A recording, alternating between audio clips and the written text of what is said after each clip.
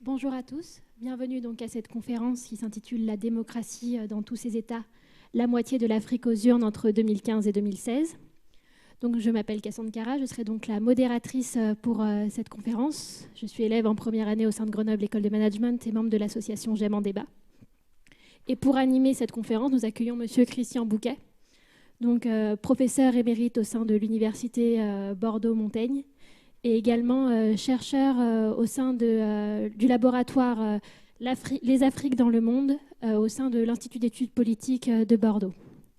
Plus qu'un homme de concept, M. Bouquet est avant tout un homme de terrain, puisqu'il a passé plus de 30 ans sur le territoire africain en tant qu'enseignant-chercheur, puis en tant que détaché dans les ambassades de France. M. Bouquet, je vous laisse la parole.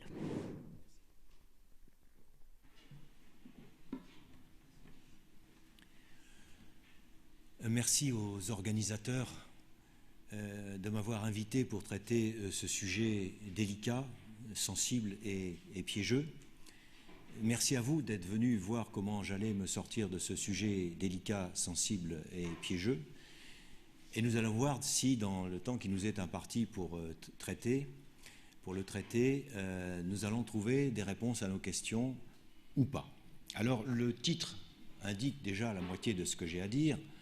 Une partie de l'Afrique est allée aux urnes entre 2015 et 2016 pour désigner un nouveau président de la République. Je ne parlerai aujourd'hui que des élections présidentielles en Afrique. Est-ce pour autant qu'on peut constater ou déduire que le processus démocratique a progressé sur le continent africain? Alors d'abord, soyons précis. Quand je dis que la moitié de l'Afrique s'est rendue aux urnes entre 2015 et 2016, c'est très exactement 27 pays en 2 ans, donc 27 sur 54, c'est effectivement la moitié. Récapitulons pour être sûr que je ne vous raconte pas d'histoire. Il y en a eu 10 en 2015, je parle bien d'élections présidentielles. Une au Nigeria, c'était la bonne nouvelle de l'année 2015, puisqu'elle s'est déroulée dans de bonnes conditions. 67 millions d'électeurs dans un pays agité, on était inquiets, ça s'est très bien passé. Le vaincu a reconnu le résultat et le vainqueur s'est installé au pouvoir. C'était la première élection de 2015. Puis il y a eu le Togo, je n'en dirai rien, le Soudan, l'île Maurice, le Burundi, j'en dirai rien non plus, la Tanzanie, la Côte d'Ivoire, il y avait des inquiétudes, elles ont été également levées, la Guinée-Conakry, élection de sortie de crise, le Burkina Faso, élection de sortie de crise, et puis la Centrafrique, élection de sortie de crise, élections qui ont chevauché l'année 2015 et l'année 2016, et qui se sont terminées il y a quelques jours par l'élection présidentielle en attendant les résultats du second tour des élections législatives. 2016, eh bien, il y a eu l'Ouganda, ça a eu lieu, le Niger, deuxième tour demain, dans des conditions d'ailleurs qui risquent d'être un petit peu compliquées. Le Bénin, deuxième tour demain, qui risque de donner des résultats étonnants. Djibouti, c'est un peu plus tard. Le Tchad, un peu plus tard, je n'en dirai rien non plus. Les Comores, ça a commencé, c'est un processus un petit peu long.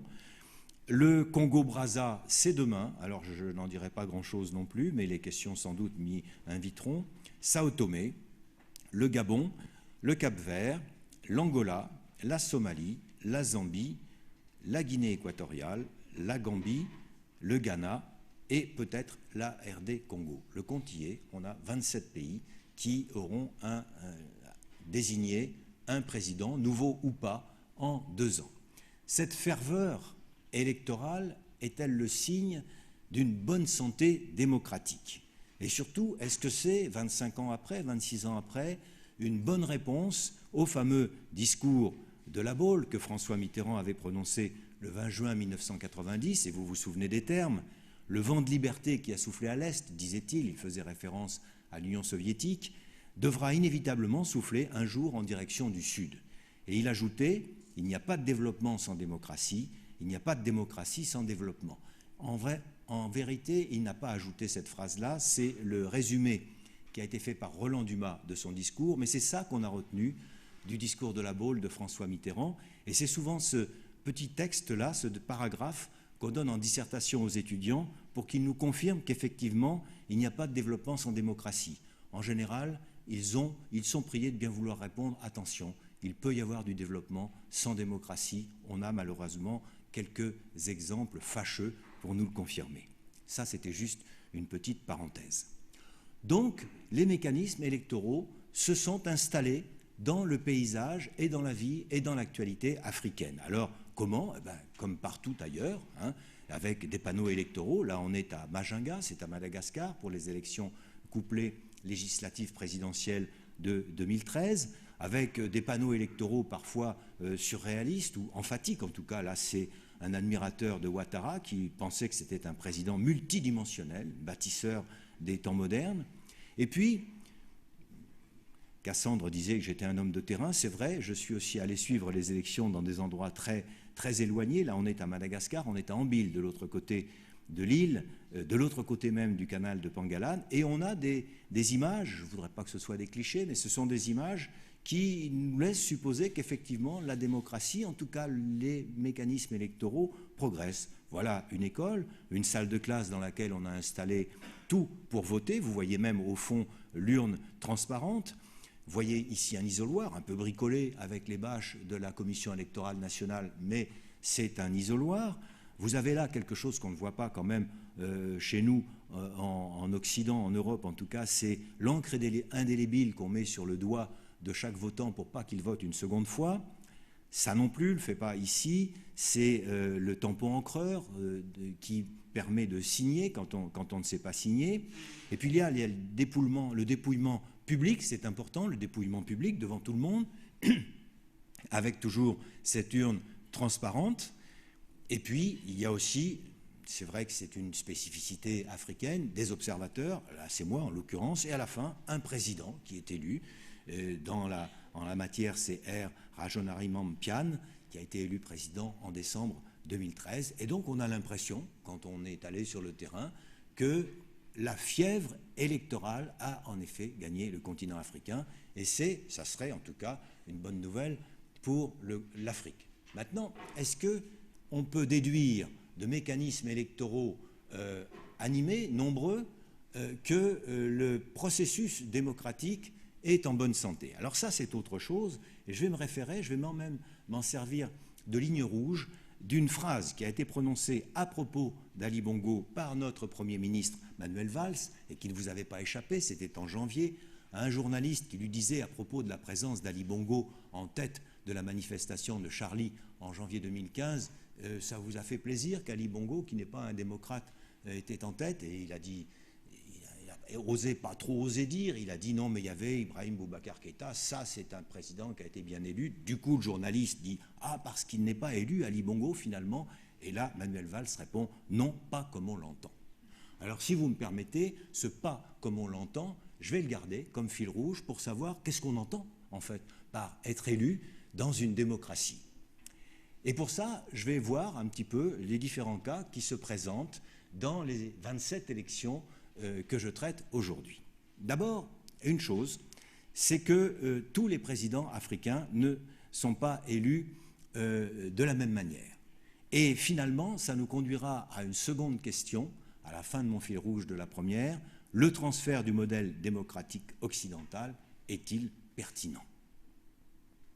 Est-il universel surtout? Alors qu'est-ce que c'est que cette démocratie pas comme on l'entend? Eh bien effectivement, il y a des présidents qui sont élus au suffrage universel direct, c'est le cas dans la plupart des pays que nous traitons, et d'autres au suffrage indirect. Parmi les 27 pays que nous traitons, l'Angola et la Somalie, par exemple, élisent leur président en passant par le Parlement. Il y a aussi des présidents qui sont élus à l'issue d'un scrutin à 2 tours, comme en France. C'est la majorité absolue que l'on attend, et puis des présidents qui sont élus à un seul tour, c'est la majorité relative, c'est-à-dire celui qui a le plus de voix au premier tour a gagné. Alors certains ont inscrit ça dans leur constitution dès le passage à la démocratie. La Zambie, le Malawi, le Cameroun, le Rwanda, dès les années 90, ils ont inscrit dans la constitution que l'élection se ferait à un seul tour. Et puis d'autres, le Togo, le Gabon, le Congo, l'ont inscrit un peu plus récemment. Pourquoi? Eh bien, pour certaines raisons. La première, c'est qu'il est évidemment beaucoup plus facile de se faire élire à un seul tour, parce qu'il suffit d'émietter l'opposition en la payant au besoin, et dans ce cas-là, même avec 15%, si c'est vous qui avez le plus de voix, vous êtes élu. C'est évidemment un premier accroc à la démocratie. Et le Gabon 2003, que je vois sur cette liste-là, c'est le début de la réponse à la question de Manuel Valls. Non, Ali Bongo n'est pas élu comme on l'entend. Il y a aussi des modes de scrutin qui veillent à respecter les équilibres régionaux. Par exemple, au Nigeria, pour être élu président, il faut avoir la majorité absolue, bien sûr, mais également 25% des voix dans 3/4 des 36 États nigérians.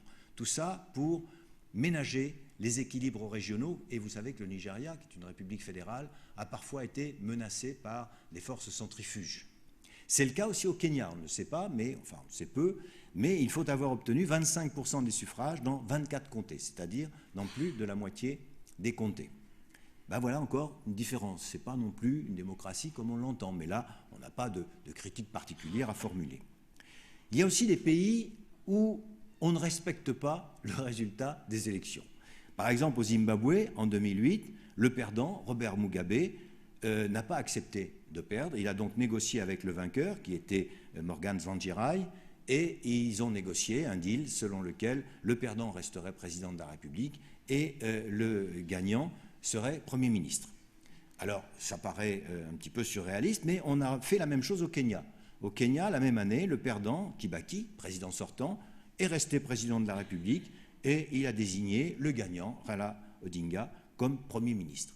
Vous voyez qu'on progresse un peu quand même dans la compréhension de la phrase de Manuel Valls. Là, il y a des choses qui sont un peu étranges. On a failli en arriver là en Côte d'Ivoire en 2010, lorsque Laurent Gbagbo, battu, a quand même prêté serment, et le même jour, Alassane Ouattara, gagnant, a également prêté serment. Là, on a eu pendant à peu près 6 mois, 5 mois en tout cas, 2 présidents de la République à la tête du même État. Donc, là encore, des petites choses, des petits grains de sable dans le mécanisme, non pas électoral, puisque tout le monde va aux élections, mais dans le mécanisme démocratique. Ça rappelle un peu la phrase de Chadli Benjedid en 1992 en Algérie, lorsqu'il avait arrêté les élections, et il avait dit « Je n'ai pas arrêté le processus démocratique, j'ai arrêté le processus électoral ». Et tout le monde avait dit « Il se moque de nous ». Ben, peut-être pas tout à fait. Alors, d'autres grains de sable, c'est par exemple les démocraties héréditaires. Par exemple, en RD Congo, Kabila père a été succédé par Kabila fils, qui est actuellement au pouvoir. Au Togo, Eyadema a été remplacé par son fils. Au Gabon, eh ben, on en revient à Manuel Valls, Ali Bongo a effectivement remplacé son prédécesseur dans la même famille héréditaire. Et on a cru que Abdoulaye Wade allait faire la même chose, mais non, finalement, le Sénégal, qui est un pays de longue tradition démocratique, ne l'a pas permis. Pour autant, tous ces présidents qui ont montré qu'ils adhéraient à la doctrine démocratique, au discours de Mitterrand, parfois ont pris quand même des aises avec la longueur de leur mandat. Et là, j'avais une diapo que j'avais construite il y a 3 ans pour à peu près la même conférence, et j'avais dit je vais l'actualiser. Et puis en regardant, j'ai dit mais rien n'a changé. À part Blaise Compaoré, qui a été chassé par la rue, tous les autres sont là, donc il suffit de rayer sur votre liste là Blaise Compaoré, et puis d'ajouter 3 ans à tous les autres, et vous verrez que les mandats commencent à devenir interminables. Alors ça, c'est quelque chose qui déplaît aussi bien à l'intérieur de l'Afrique d'ailleurs, parce que dès 2000, la déclaration de Bamako était claire, la démocratie est incompatible avec toute modification substantielle du régime électoral, introduite de façon arbitraire ou subreptice, un délai raisonnable devant toujours séparer l'adoption de la modification de son entrée en vigueur, et puis à l'extérieur de l'Afrique. Et c'est curieusement Obama qui s'est fait le chantre de la limitation des mandats et de l'alternance. Obama et son ministre, son secrétaire d'État, John Kerry. Lorsqu'il a réuni tous les chefs d'État en août 2014 aux États-Unis, Obama leur a rappelé que les constitutions devaient être respectées, que dans ces constitutions, le nombre de mandats devait être limité et qu'il fallait penser à l'alternance. Alors, la carte, elle est un peu floue, excusez-moi, mais elle ne reproduit pas exactement tout ça. Tout ce qui est en brun ou en hachure brune, c'est les pays où il est quasiment possible d'être élu de manière illimitée. Et ça, c'est l'actuel gros problème que connaît la démocratie africaine, compliqué par le fait qu'il arrive que même dans nos cercles, je l'ai entendu dans plusieurs conférences depuis que je suis à Grenoble, on puisse admettre que, par exemple, Kagame, Paul Kagame, président du Rwanda, qui est un bon président, dit-on, avec une vision garant de la stabilité, eh bien, c'est pas mal, finalement, qu'il reste au pouvoir. Par contre, son voisin, Pierre Nkurunziza, au Burundi, lui, qui est sanguinaire quand même, une sorte de dictateur un peu sanguinaire, qui a arraché les mandats supplémentaires en trichant un peu sur la consultation du peuple, lui, alors là, il ne mérite pas de faire un mandat supplémentaire. Donc vous voyez là, il y a un sujet de débat intéressant. D'autant plus que, et là ça ne simplifie rien, d'autant plus que pour modifier leur constitution et ajouter des mandats à ceux qu'ils ont déjà eus, eh bien, la plupart des autocrates ont recours à quelque chose qui est absolument incontestable, qui est le référendum. Et lorsque, au Congo, on dit avec la plaisanterie que les mouvements populaires savent manier Sassoufi, eh bien, il répond, lui, le Sassou en question, par un référendum qu'il gagne. Et là, on ne peut rien dire parce qu'on a consulté le peuple, on n'a pas forcément triché dans les urnes, le peuple s'est rangé à l'avis du chef. Et ça, c'est un autre problème, un autre paradoxe, une autre contradiction interne aux démocraties africaines, c'est que lorsqu'on recourt au référendum, eh bien, parfois, on a un vote qui semble ne pas correspondre à la volonté populaire. Et pourquoi ? Eh bien, parce que le peuple des campagnes ne vote pas tout à fait de la même manière que le peuple des villes. On l'a bien vu au Burkina Faso, lorsque Compaoré disait « bon, je vais modifier ma constitution par référendum ». Et l'opposition disait « pas de référendum ». Et nous, analystes politiques, on disait à l'opposition « mais pourquoi le référendum, il n'y a rien de mieux ?» Ils disaient « non, dans les campagnes, ils vont voter pour lui, parce qu'ils sont légitimistes, parce qu'on n'a pas pu aller les convaincre, ils sont souvent analphabètes, peu instruits, les convaincre que notre ligne était la bonne, etc., etc. » Donc on a aussi, avec l'analphabétisme, avec le manque d'instruction, un problème avec la démocratie. Quelques bonnes nouvelles du côté des processus électoraux, c'est qu'on ne laisse plus les ministères de l'Intérieur organiser les élections. On a mis en place presque partout des commissions électorales dites indépendantes, souvent elles le sont vraiment. Celle en bas à droite du Burkina Faso était exemplaire.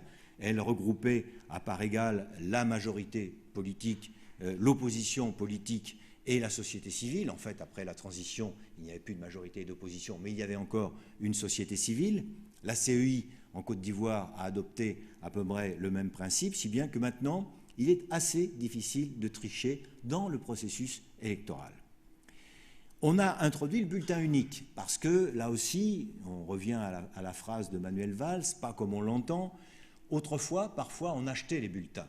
C'est-à-dire vous sortiez de votre bureau de vote, vous donniez au représentant du candidat qui vous payait tous les autres bulletins, sauf le sien, et vous aviez de l'argent, autrement dit, on achetait les votes. Maintenant, avec un bulletin unique, comme celui-là, celui à droite, c'est à Madagascar pour l'élection de 2013, pour le deuxième tour, il n'y avait plus que deux candidats, le numéro 3 et le numéro 33, puisqu'il y avait 49 candidats au départ. Il suffit de cocher, et dans ce cas-là, il n'y a plus d'achat des votes, il n'y a plus d'achat des consciences. Et puis, une autre bonne nouvelle, pour moi c'est la meilleure, c'est la révolution du smartphone. Maintenant, il n'est plus possible, quoi qu'on dise, de tricher sur les résultats. Parce que dans chaque bureau de vote, il peut y avoir un représentant d'un parti politique, un représentant de chaque parti politique, un représentant de la société civile, qui transmet en temps réel ce qui vient d'être trouvé dans le dépouillement, qui peut même photographier avec son smartphone le PV, le transmettre à une plateforme centralisée, comme ici. En Côte d'Ivoire, par exemple, où j'assistais aux élections en octobre dernier, il y avait la POECI. Alors, POECI, c'est un très joli mot qui veut dire plateforme d'observation électorale en Côte d'Ivoire. Et là, aucun problème. En temps réel, 3 heures après, ils avaient les résultats des 19 000 bureaux de vote. Alors, la POECI était une plateforme indépendante de la société civile. Elle n'a rien publié.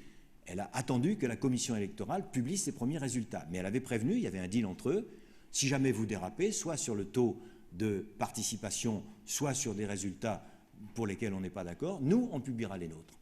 Dans ces conditions, la commission électorale a peut-être été tentée de tricher un peu sur le taux de participation, mais pas longtemps. Ça n'a pas duré plus d'une demi-heure. J'étais présent lors des délibérations, je peux vous dire que ça n'a pas duré plus d'une demi-heure. La POECI avait dit il y a 52% de participation et Ouattara gagne avec 83%, et ça a été le résultat final que nous avions tous dans nos poches, comme en 2010 d'ailleurs. Donc ça, c'est une belle réalisation, de même d'ailleurs que la tablette biométrique. Elle a été utilisée au Nigeria, au Ghana bien sûr, et en partie en Côte d'Ivoire. Alors ça c'est magique, vous voyez, on met son doigt là-dessus, on voit sa photo qui apparaît, et dans ce cas-là, on est considéré comme ayant déjà voté une fois, on ne votera pas deux fois. On a en temps réel le taux de participation, et on a la garantie que personne ne vote deux fois. Alors, vous dites, tiens, on est en train de caresser les jupons de l'utopie, là. C'est pas aussi idyllique que ça, parce que la poésie dont je vous parlais tout à l'heure, elle est organisée et animée par le NDI, National Democratic Institute, financée par l'USAID, et tout de suite vous vous dites, oh là là, qu'est-ce que c'est que ça? Et là, comme vous le voyez sur cette tablette, c'est Safran. Safran, vous savez qui c'est chez nous, c'est des marchés juteux à la clé, c'est probablement un peu de corruption. Bon, tout n'est pas parfait, hein, mais le parfait a sa place au paradis. Ici, sur Terre, il y a quand même encore quelques déchets. Il me semble qu'il y a quelques déchets. Il y a aussi encore quelques interrogations sur des manières de bricoler la démocratie, c'est le fichier électoral. Alors ça, c'est sûr, parce que il n'y a pas d'état civil, l'état civil est embryonnaire dans tous ces pays. Pour établir une liste électorale, c'est difficile, donc il faut que chacun ait une carte nationale d'identité. Pour en obtenir une, c'est difficile quand on n'a pas été déclaré au moment de sa naissance. Donc il faut avoir un jugement supplétif qui sort d'un tribunal, puis un certificat de nationalité qui sort d'un tribunal.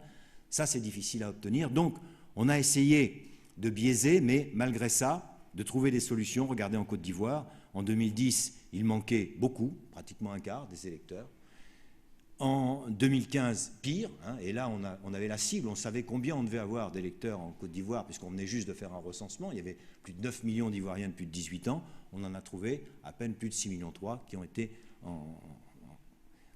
qui ont pu voter. Alors on avait pourtant mis en place, par exemple, des audiences foraines, ça aussi c'est une formule qui est intéressante, on déplace le tribunal en brousse, hein, dans les villages. Les magistrats se déplacent et délivrent là les jugements supplétifs et les certificats de nationalité. Et puis au Niger, on a accepté, ou pas vraiment accepté, mais de voter par témoignage. C'est-à-dire dans le bureau de vote, quelqu'un vient, il n'a pas de papier, on dit mais si on le connaît, il est du village, il peut voter, il vote. L'opposition au Niger n'a pas accepté le vote par témoignage, qui pourtant se fait depuis des années au Niger, et ça montre qu'il y a beaucoup de progrès à faire en matière de fichier électoral. Voilà sur la forme. Sur la forme, les mécanismes électoraux, il y a du bon, il y a du moins bon. Certains sont élus comme on l'entend, d'autres pas comme on l'entend, mais finalement, il y a une autre dimension qu'on a oubliée, c'est est-ce que ça oppose parfois ces élections présidentielles, est-ce que ça oppose parfois la droite et la gauche, les républicains et les démocrates? Ah non, pas encore tout à fait. Les programmes électoraux sont rarement idéologiques. Et on a plus souvent des votes ethno-régionaux. Là, il est très clair au Congo. En Côte d'Ivoire, il a encore été très clair en 2015. Au Nigeria, n'en parlons pas. À gauche, c'est Goodluck Jonathan en bleu qui avait gagné en 2011. C'est Buhari qui a gagné en vert en 2015. Mais pour autant, le pays reste quand même apparemment un peu coupé en deux. Alors, ce n'est pas tout à fait le cas en Centrafrique. Et là, j'ai le plaisir de vous montrer en exclusivité mondiale 2 cartes que nous avons faites dans notre laboratoire qui viennent de sortir. Et là, on a moins l'impression, peut-être, entre Touadéra et Dolo-Guélé, qu'il y a des scissions ethno-régionales. Au Niger, par contre, alors la carte, elle est sortie hier, c'est encore plus une exclusivité mondiale. Vous avez en violet, à droite, Issoufou, qui est évidemment largement favori. Puis en bleu, Hama, excusez la faute de frappe sur le prénom d'Hama Amadou, c'est H-A-M-A, Hama Amadou.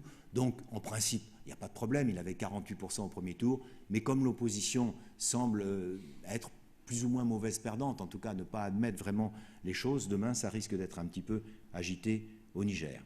Donc, on n'est pas encore sur des programmes vraiment idéologiques, mais ça viendra peut-être avec le temps. Alors, démocratie comme on l'entend, élection comme on l'entend, est-ce que la démocratie a une valeur, une vocation universelle?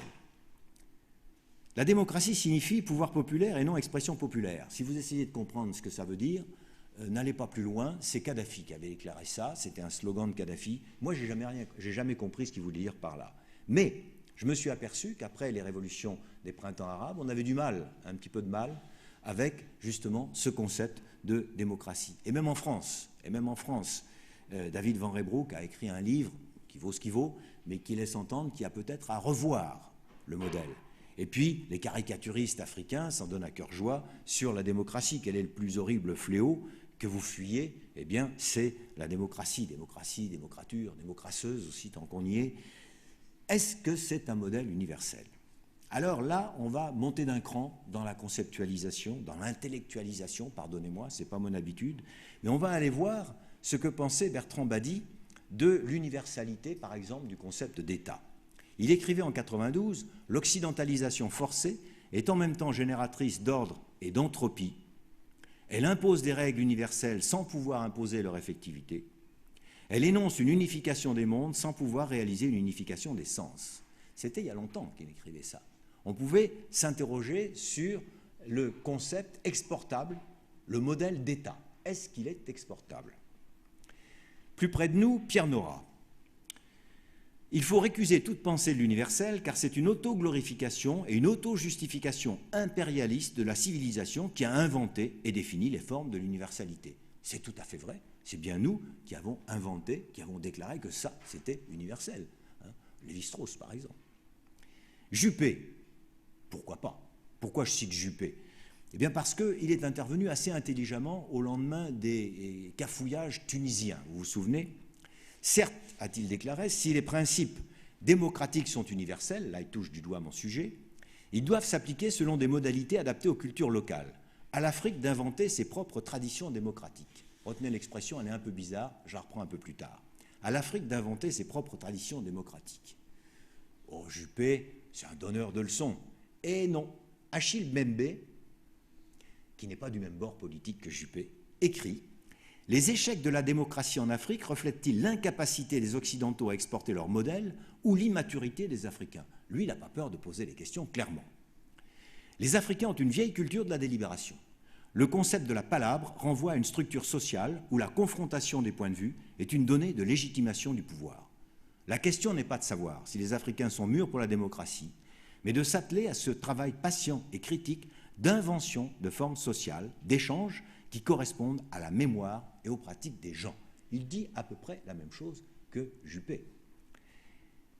Et allons plus loin. Cheikh Hamidou Khan, 1961, l'aventure ambiguë. Là, c'est une citation d'une interview plus récente. Il y a eu une faillite de l'élite. On a pris dans la démocratie à l'occidentale ce qui a arrangé le pouvoir personnel. On a triché avec le modèle de gouvernance africaine traditionnelle.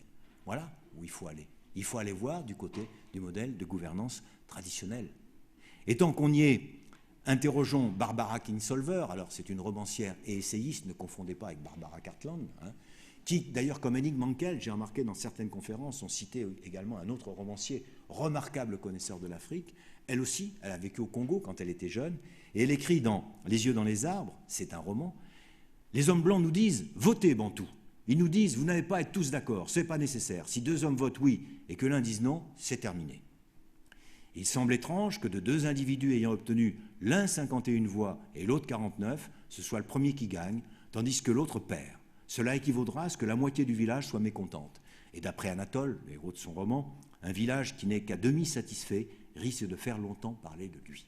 Cette logique arithmétique du 51-49, qui a été reprise par Sylvie Brunel dans un article du Monde la semaine dernière, elle vient de Barbara Kingsolver, il y a déjà longtemps, et effectivement, c'est l'un des grains de sable qui nous inciterait peut-être à réfléchir sur le mode d'élection.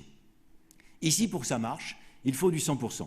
Cela demande un certain temps avant d'y arriver. Les gens palabrent, concluent des ententes et discutent jusqu'à ce qu'ils tombent à peu près tous d'accord sur ce qui doit être fait. Et ensuite, Tatandou, qui est le génie, veille au bon déroulement des affaires.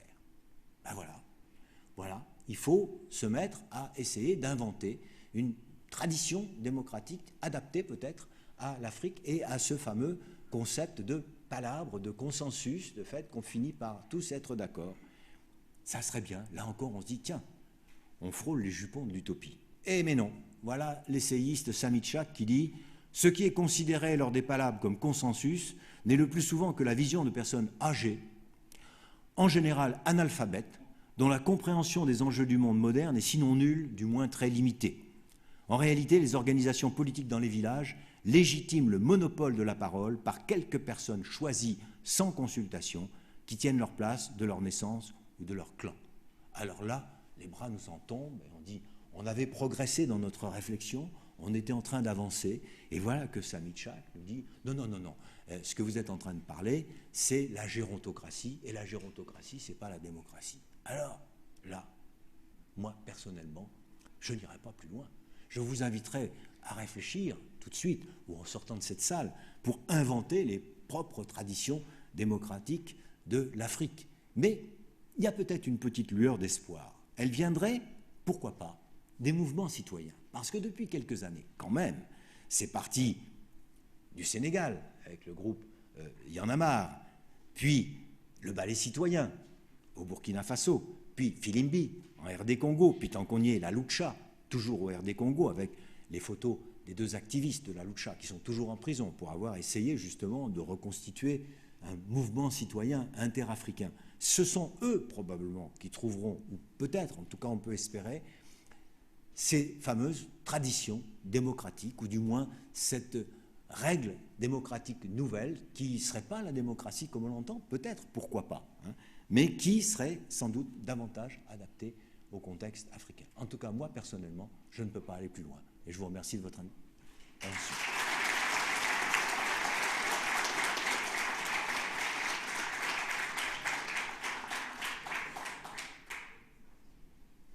Très bien, merci Monsieur Bouquet pour cette présentation. Est-ce qu'il y aurait des questions dans la salle suite à cet exposé? Il y en a plein.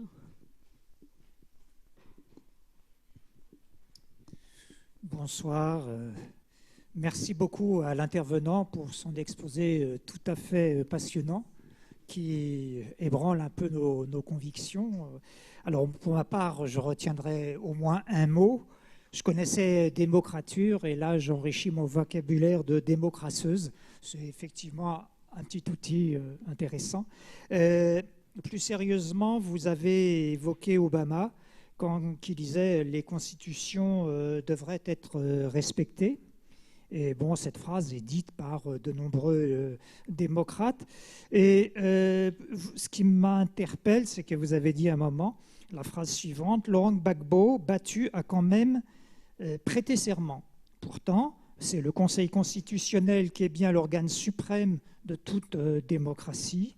Et conformément à la Constitution de Côte d'Ivoire, c'est le Conseil constitutionnel qui avait donc décidé que le gagnant était Laurent Gbagbo. Pourtant, sur la pression internationale, Laurent Gbagbo a demandé le recomptage des voix et il faut savoir que le 28 novembre 2010, le même jour, je crois, la communauté internationale acceptait le recomptage des voix en Haïti avec Michel Martelly, il faudra vérifier, et le refusait à Gbagbo. Pourtant, vous savez qu'aujourd'hui, Gbagbo est à La Haye et on le juge pour les événements, les prétendus crimes arrivés à ce moment-là, après le fait que la communauté internationale a imposé donc comme vainqueur Ouattara, et ayant refusé le recomptage des voix. Alors, quel regard vous pouvez apporter, quelle précision vous pouvez apporter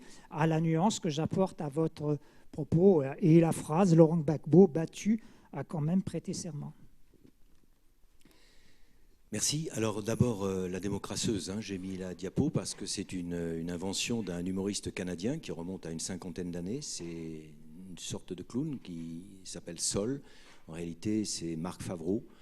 Et je vous invite à aller voir sur Internet les publications de Marc Favreau sur la démocratie. C'était quelqu'un qui jouait très bien avec les mots de la langue française.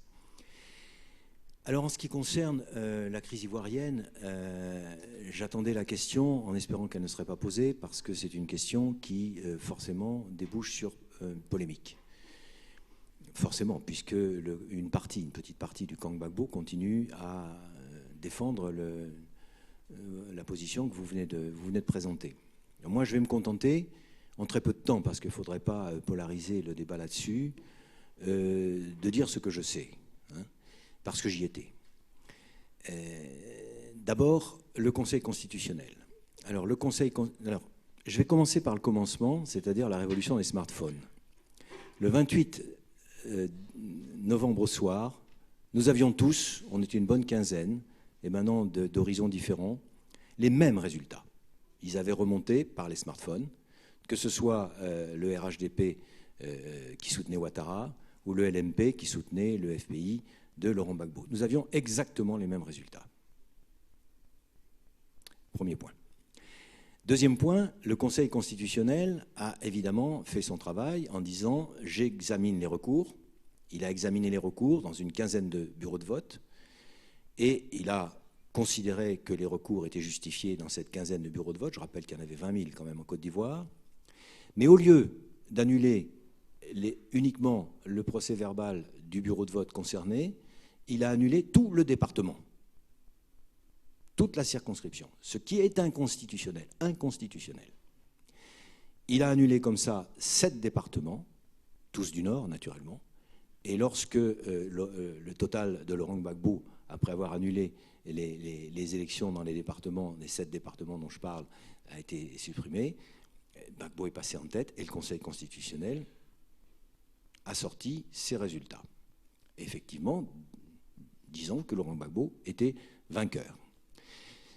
Vous dites, on a demandé le recomptage des voix. Il a été accepté. Les voix ont été recomptées 4 fois.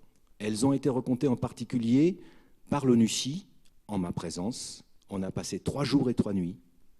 On a repris les 20 000 procès-verbaux.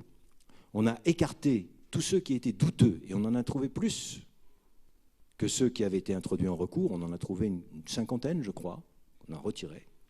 On a refait les totaux, et là, je suis désolé de le dire, mais c'est la règle électorale, si ça ne modifie pas le résultat, on n'annule pas l'élection. C'est ce qui s'est passé, et j'en profite pour signaler ce fait qui a été mal compris, là encore une fois, à propos de la Centrafrique récemment.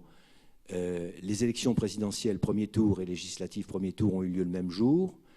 On a invalidé les législatives et validé les présidentielles. Et les gens se sont dit, qu'est-ce que c'est que ce scénario ubuesque où des élections qui se déroulent le même jour sont valables dans un cas et pas valables dans l'autre? Tout simplement parce qu'il y a cette règle du « ça ne modifie pas les résultats ». Alors, quand vous êtes sur une présidentielle, c'est-à-dire sur 2 millions, dans le cas de la Centrafrique, d'électeurs, il faut effectivement qu'il y ait beaucoup d'électeurs à écarter pour que ça modifie. Pour une législative où parfois il n'y a que 5 000 électeurs, ça va très vite. En 3 bureaux de vote invalidés, et vous modifiez le résultat. Vous comprenez? Donc c'est ce qui s'est produit, c'est très exactement ce qui s'est produit le 28 décembre 2010 en Côte d'Ivoire. Et je terminerai là-dessus, parce que je dis, je ne veux pas entrer en polémique.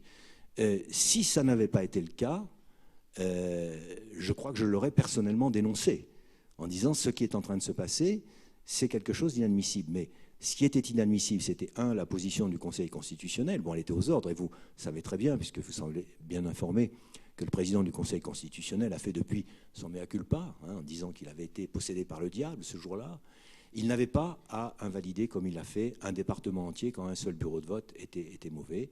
Et ensuite, le recomptage, non seulement, je vais vous dire même une chose qui est peu connue, on peut encore le faire aujourd'hui, le recomptage, parce que tous les procès-verbaux scannés sont dans les bureaux de Morpho Safran, donc la boîte dont je viens de vous parler tout à l'heure. Si vous voulez recompter, vous pouvez y aller, je vous donnerai l'adresse, vous viendrez me voir à la fin. Merci. Merci beaucoup. J'ai 2 questions. Je voudrais poser donc d'abord une question d'ordre général. Vous avez conclu votre intervention par le rôle que peut jouer la société civile. Je voudrais peut-être que vous reveniez aussi sur le rôle des partis politiques dans les pays africains. Quand on voit la multiplicité des partis politiques dans les États, cela est de nature vraiment à assainir justement l'évolution du processus démocratique. Et quand on voit la multiplicité des candidatures, quand vous prenez un pays comme le Bénin, avec 10 millions d'habitants, 33 candidats pour un fauteuil présidentiel, ce n'est pas de nature à fragiliser justement l'unité de ce pays. La question spécifique, je voudrais peut-être que vous reveniez sur 2 cas dont vous aviez parlé, mais en utilisant certaines phrases. Le Bénin, vous avez dit, nous risquons d'avoir des surprises. Je voudrais que vous reveniez un peu dessus. Au Niger, vous avez dit, nous risquons d'assister également à des problèmes. Là, je voudrais quand vous reveniez sur ces deux cas pour expliquer votre point de vue. Je vous remercie. Alors, les partis politiques, la société civile et les mouvements citoyens. On va regrouper ces trois entités. Vous dites à juste titre que les partis politiques se sont multipliés dans les pays africains, profitant du fait que le multipartisme était souhaité. C'était dans le discours de François Mitterrand. Ça venait après 30 ans de parti unique dans tous les pays. Il y avait eu parti unique. Et j'en profite d'ailleurs pour faire un petit retour en arrière dans les années 60.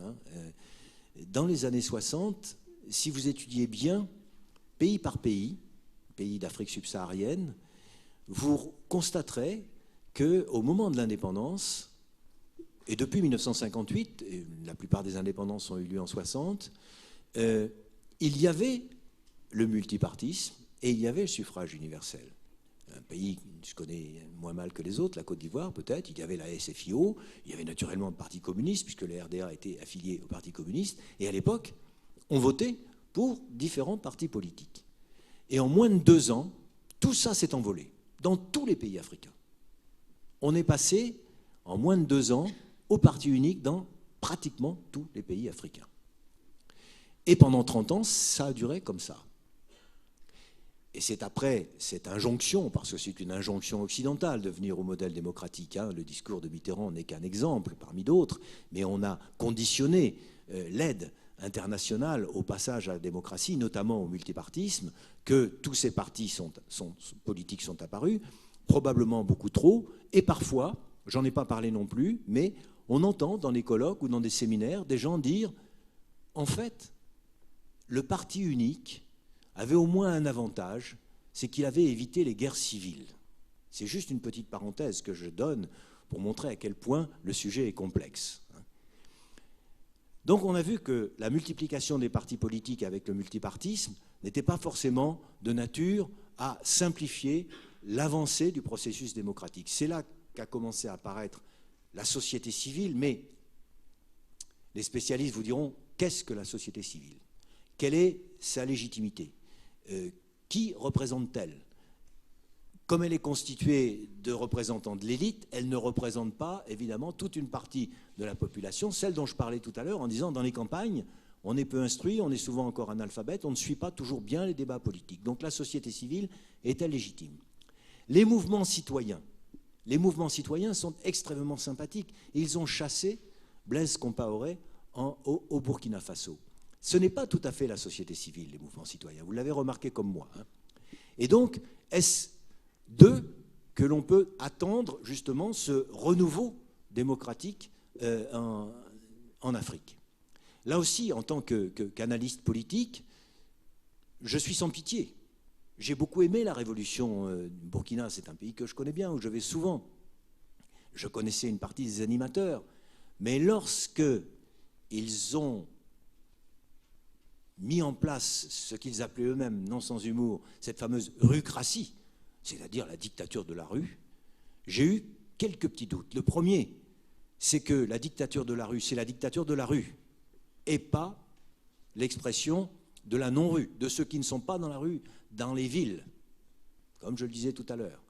Et deuxièmement, lorsqu'ils ont prétendu, exigé même, le ballet citoyen et toute la transition, que l'on écarte des élections les partisans de Blaise Compaoré, moi je me posais la question, mais où est la démocratie là-dedans? Pourquoi ne pas laisser le peuple s'exprimer? Et lorsque je rencontrais des Burkinabés, ils disaient parce qu'il y a une partie du peuple qui ne peut pas comprendre les enjeux.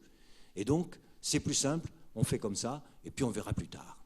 Donc, que ce soit les partis politiques qui pour beaucoup ont failli, que ce soit la société civile dont je doute parfois de la légitimité, que ce soit les mouvements citoyens, je ne vois pas encore le cercle vertueux. Et vous savez très bien cette citation, caresser un cercle, il deviendra vicieux.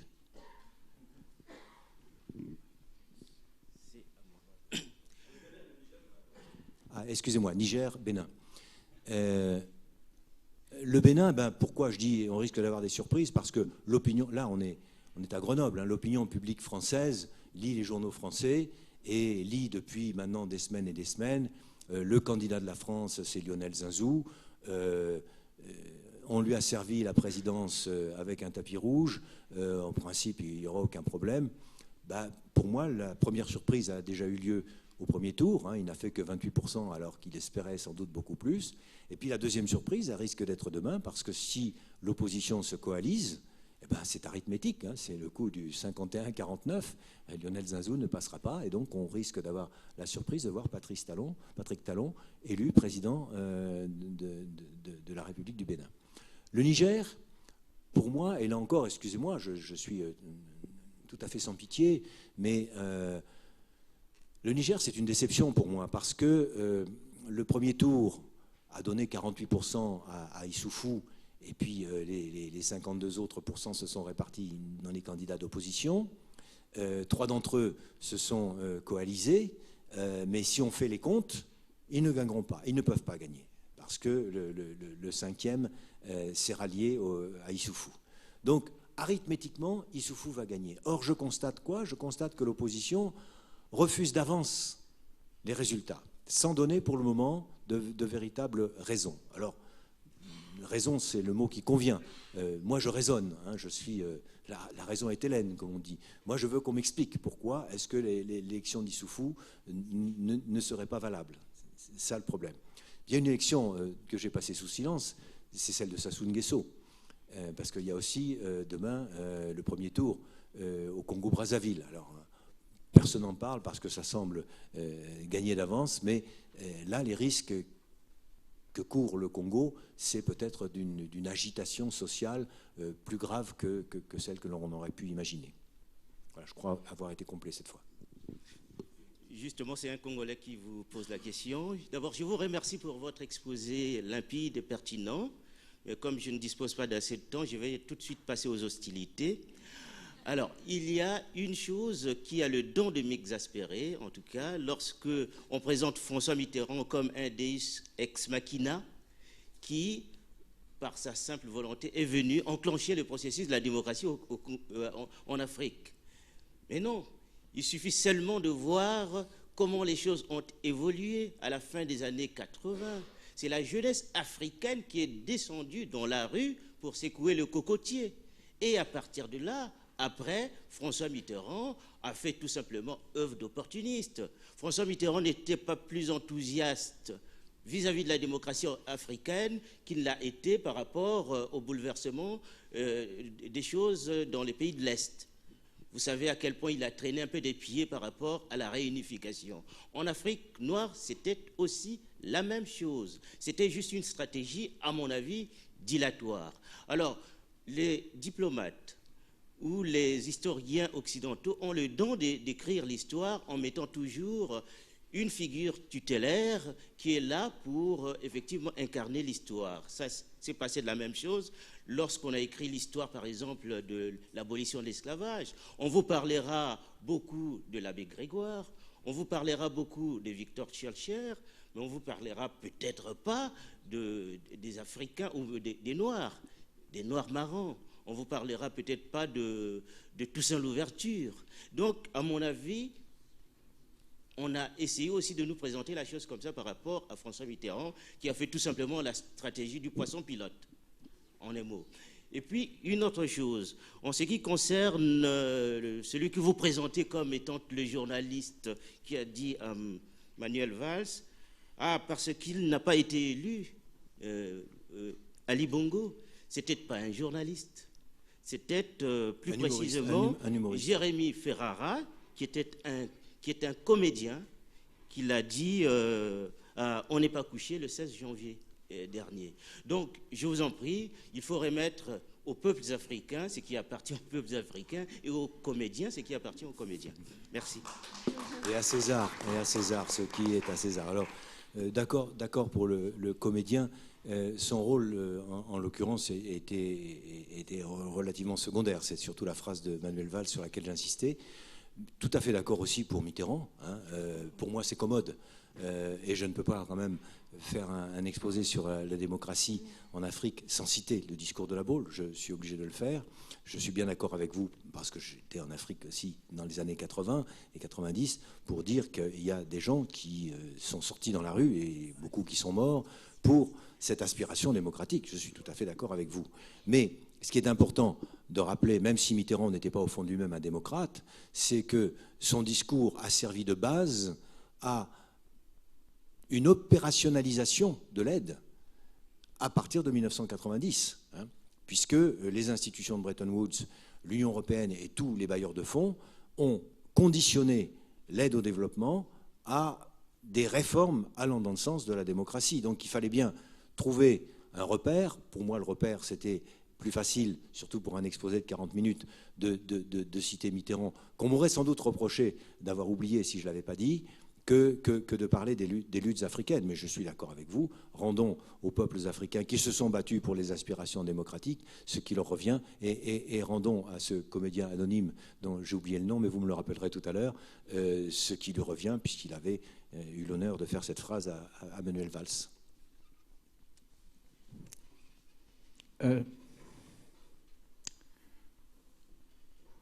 Le peuple africain a-t-il le droit de prendre en main son destin? Est-il dans l'incapacité d'inventer sa démocratie?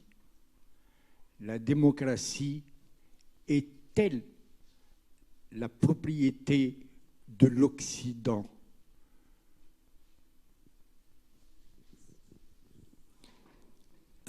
J'ai retenu 3 questions, c'est ça? La première m'a un peu surpris.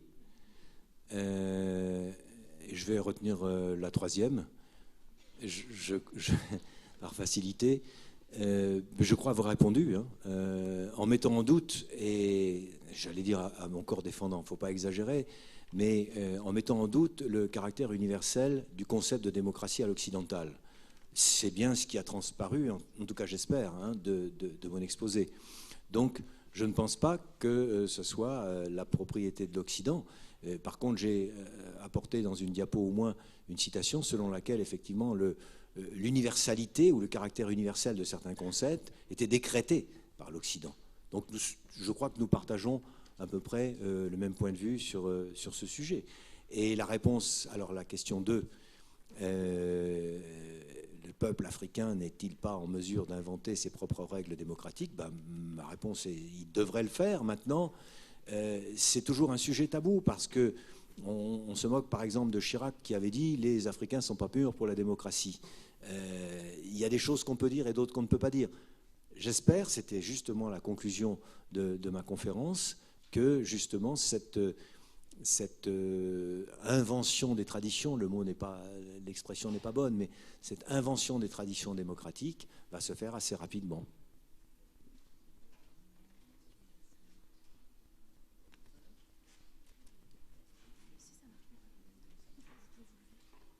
Je vous remercie. C'est moi qui ai la parole, hein. Je veux remercier Christian Bouquet pour la présentation. Je ne veux pas couper les cheveux en 4, mais je vais dire que quand je venais participer à cette conférence, je pensais que j'aurais plein de réponses à la question de savoir la démocratie dans tous ces États. Mais je vois qu'au sortir de là, je m'en vais avec plein d'autres questions. Mais il y a 2 que j'aimerais bien vous confier. La première, c'est quel rapport vous voulez bien faire entre démocratie et développement? Ça, c'est la première question. La deuxième, c'est que j'ai entendu, j'ai compris, j'ai voulu retenir que d'après votre présentation, il n'y a pas de modèle de démocratie qui incarne l'universalité. Mais s'il n'y a pas de modèle de démocratie qui incarne l'universalité, ma question c'est de savoir à partir de quel moment pourra-t-on dire, ou serait-on bien aise à dire qu'un tel État est démocratique ou pas, si l'absence d'universalité de la démocratie est capable de relativiser les regards qu'on y porte. Merci. Rapidement, je réponds à la seconde question. Il faudra qu'on réfléchisse, nous aussi, hein, en Occident et singulièrement en Europe et en France, sur la démocratie. Je crois que ce qui est universel, c'est l'aspiration à la liberté d'expression et à la liberté tout court.